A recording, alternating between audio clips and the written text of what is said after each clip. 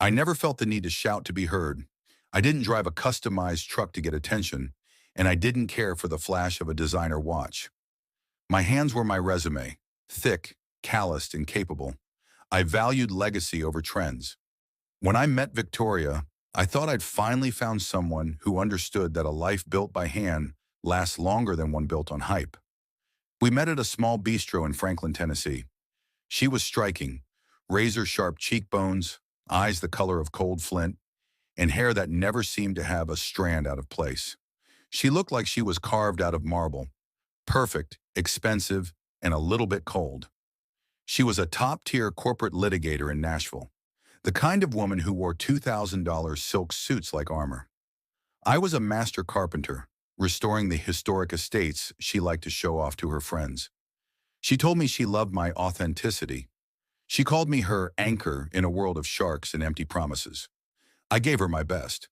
I renovated her home with the kind of detail you can't buy. I kept the fire going on winter nights, and I stood by her through every grueling trial. But as she climbed the partner track, her armor started to become her skin. The real rift wasn't about money or work, it was about the future. I grew up in a big family where the dinner table was the heart of the home.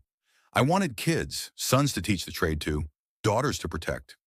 Victoria always danced around the subject until one night at a high-end gallery opening. Her colleagues were talking about lifestyle optimization and freedom.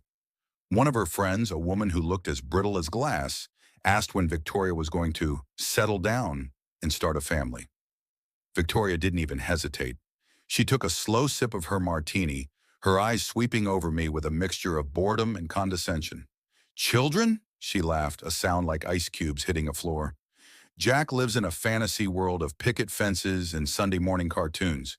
He doesn't realize that some of us have empires to build. I'm not sacrificing my career to be a suburban incubator for a man who still thinks it's 1955. The circle of lawyers smirked.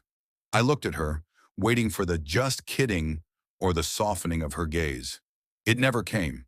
To her, my desire for a family wasn't a shared dream. It was a primitive limitation. I wasn't her partner. I was a hobby she had outgrown. I didn't argue. I didn't defend my values.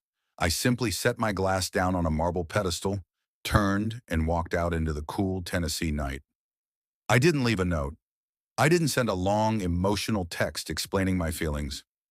I just stopped. I moved my tools out while she was in court the next day. I deleted her number. I chose my dignity over her vision of a power life.